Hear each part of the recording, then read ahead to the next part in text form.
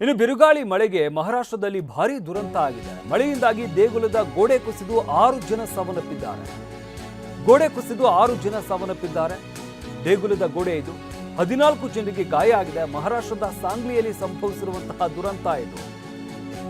Just ಕಳೆದ ವಾರ ಕರ್ನಾಟಕದಲ್ಲಿ ಆದಂತಹ ದುರಂತ ಇದೆಯಲ್ಲ, ಗೋಡೆ ಕುಸಿದು ಸಾಕಷ್ಟು ಜನ ಸಾವನ್ನಪ್ಪಿದ್ರು. ಅದೇ ರೀತಿಯಾದಂತಹ ದುರಂತ ಮಹಾರಾಷ್ಟ್ರದಲ್ಲಿ ಈಗ ನಡೆದಿರುವಂಥದ್ದು. ಮಳೆಯಿಂದಾಗಿ ದೇಗುಲದ ಗೋಡೆ ಕುಸಿದು ಗೋಡೆ ಪಕ್ಕದಲ್ಲಿ ನಿಂತಿದ್ದಂತಹ 6 ಜನ ಸಾವನ್ನಪ್ಪಿದ್ದಾರೆ. 14 ಜನರಿಗೆ ಗಾಯ ಆಗಿದೆ. ಸಾಕಷ್ಟು ಜನ ಮಳೆ ಬರ್ತಾ ಇದ್ದಂತಹ ಕಾರಣದಿಂದಾಗಿ ಗೋಡೆ ಪಕ್ಕದಲ್ಲಿ ನಿಂತ್ಕೊಂಡಿರ್ತಾರೆ. ಆದರೆ ಆ ಗೋಡೆ ಕುಸಿದಂತಹ ಕಾರಣದಿಂದಾಗಿ 6 ಜನ ಸಾವನ್ನಪ್ಪಿದ್ದಾರೆ. 14 ಜನರಿಗೆ ಗಾಯ ಆಗಿದೆ. ಮಹಾರಾಷ್ಟ್ರದ ಸಾಂಗ್ಲಿಯಲ್ಲಿ ಸಂಭವಿಸಿರುವಂತಹ ದುರಂತ ಇದು.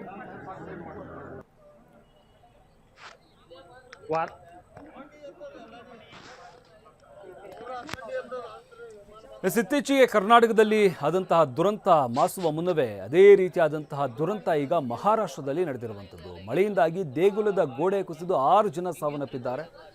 14 ಜನರಿಗೆ ಗಾಯ ಆಗಿದೆ. ಮಹಾರಾಷ್ಟ್ರದ ಸಾಂಗ್ಲಿಯಲ್ಲಿ ಸಂಭವಿಸಿರುವಂತಹ ದುರಂತ ಇದು. ದೇವಸ್ಥಾನದ ಗೋಡೆ ಪಕ್ಕದಲ್ಲಿ ಮಳೆ ಬರ್ತಾ ಇದೆ ಅನ್ನೋ ಕಾರಣಕ್ಕಾಗಿ ಸಾಕಷ್ಟು ಜನ ಅಲ್ಲಿ ಹೋಗಿ ನಿಂತಿರ್ತಾರೆ. ಆದರೆ ಜೋರಾದಂತಹ ಮಳೆಯಿಂದಾಗಿ ಶಿಥಿಲಗೊಂಡಿದ್ದಂತಹ ಆ ಗೋಡೆ ಕುಸಿದಿದೆ. ಇದರಿಂದಾಗಿ ಗೋಡೆ ಕೆಳಗಡೆ ಸಿಲುಕಿಕೊಂಡಂತಹ 6 ಜನ ಸಾವನ್ನಪ್ಪಿದ್ದಾರೆ. ಒಂದಷ್ಟು ಜನರನ್ನು ರಕ್ಷಣೆ ಮಾಡಲಾಗಿದೆ. 14 ಜನರಿಗೆ ಗಾಯ ಆಗಿದೆ. ಅವ್ರನ್ನ ಸ್ಥಳೀಯ ಆಸ್ಪತ್ರೆಗೆ ದಾಖಲು ಮಾಡಿ ಚಿಕಿತ್ಸೆಯನ್ನು ಕೊಡಿಸಲಾಗ್ತಾ ಇದೆ. ಗಮನಿಸ್ತಾ ಇದ್ದೀವಿ ಅವಶೇಷಗಳು ಯಾವ ರೀತಿಯಾಗಿ ಬಿದ್ದಿದೆ ಅನ್ನೋದನ್ನು.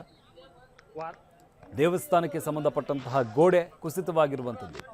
ಸಾಕಷ್ಟು ಜನ ದೇವಸ್ಥಾನಕ್ಕೆ ಬಂದಿರ್ತಾರೆ. ಮಳೆ ಬಂದಂತಹ ಕಾರಣದಿಂದಾಗಿ ಮಳೆಯಿಂದ ರಕ್ಷಣೆ ಪಡ್ಕೊಳ್ಳೋದಕ್ಕೆ ಅಂತ ಹೋಗಿ ಗೋಡೆ ಪಕ್ಕದಲ್ಲಿ ನಿಂತಿದ್ದಾರೆ. ಆದರೆ ಶಿಥಿಲಗೊಂಡಂತಹ ಗೋಡೆ ಬಿದ್ದಂತಹ ಕಾರಣದಿಂದಾಗಿ 6 ಜನ ಸಾವನ್ನಪ್ಪಿದ್ದಾರೆ.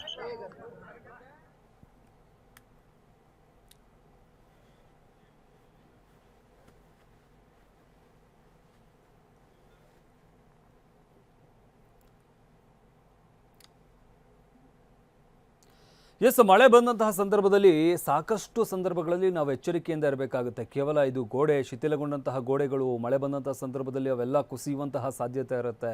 ಇದು ಮಹಾರಾಷ್ಟ್ರ ಮಾತ್ರ ಅಲ್ಲ, ಹಲವಾರು ಕಡೆ ಈ ರೀತಿಯಾಗಿ ಪ್ರತಿ ಬಾರಿ ಕೂಡ ಮಳೆ ಬಂದಂಥ ಸಂದರ್ಭದಲ್ಲಿ ಈ ಅವಘಡಗಳಾಗುವಂಥದ್ದನ್ನು ಗಮನಿಸ್ತಾನೆ ಇರ್ತೀವಿ. ಮನೆ ಗೋಡೆಗಳೇ ಕುಸಿಯುವಂಥದ್ದು ಅಥವಾ ಮನೆಗಳೇ ಕುಸಿಯುವಂಥದ್ದು, ಶಿಥಿಲಗೊಂಡಿರುವಂತಹ ಗೋಡೆಗಳು ಕುಸಿಯುವಂಥದ್ದು, ಜೊತೆಗೆ ರಸ್ತೆ ಬದಿಯಲ್ಲಿರುವಂತಹ ವಿದ್ಯುತ್ ಕಂಬಗಳೇನಿರ್ತವೆ ಅವು ಕುಸಿಯುವಂಥದ್ದು, ಅಥವಾ ಅಲ್ಲಿ ಶಾರ್ಟ್ ಸರ್ಕ್ಯೂಟ್ ಆಗುವಂಥದ್ದು, ಇದರಿಂದಾಗಿ ಸಾವನ್ನಪ್ಪುವಂಥದ್ದು, ಈ ರೀತಿಯಾಗೆಲ್ಲ ಸಾಕಷ್ಟು ಉದಾಹರಣೆಗಳನ್ನು ಪ್ರತಿ ಬಾರಿ ಮಳೆ ಬಂದಂಥ ಸಂದರ್ಭದಲ್ಲೂ ಕೂಡ ನಾವು ಗಮನಿಸ್ತಾ ಇರ್ತೀವಿ. ಅದರಿಂದಾಗಿ ಮಳೆ ಬಂದಂತಹ ಸಂದರ್ಭದಲ್ಲಿ ಈ ರೀತಿಯಾಗಿ ಶಿಥಿಲಗೊಂಡಂತಹ ಗೋಡೆ ಪಕ್ಕದಲ್ಲಿ ನಿಂತ್ಕೊಳ್ಳೋದಾಗಲಿ ಅಥವಾ ವಿದ್ಯುತ್ ಕಂಬಗಳ ಪಕ್ಕದಲ್ಲಿ ನಿಂತ್ಕೊಳ್ಳೋದಾಗಲಿ ಇದ್ಯಾವುದನ್ನು ಕೂಡ ಮಾಡಬಾರ್ದು. ಇದರಿಂದಾಗಿಯೇ ಸಾಕಷ್ಟು ಅನಾಹುತಗಳು ಪ್ರತಿ ಬಾರಿಯೂ ಕೂಡ ಮಳೆ ಬಂದಂಥ ಸಂದರ್ಭದಲ್ಲಿ ಸಂಭವಿಸುವಂಥದ್ದನ್ನು ನಾವು ಗಮನಿಸ್ತಾ ಇರ್ತೀವಿ. ಇದು ಮಹಾರಾಷ್ಟ್ರದಲ್ಲಿ ಆಗಿರುವಂತಹ ದುರಂತ.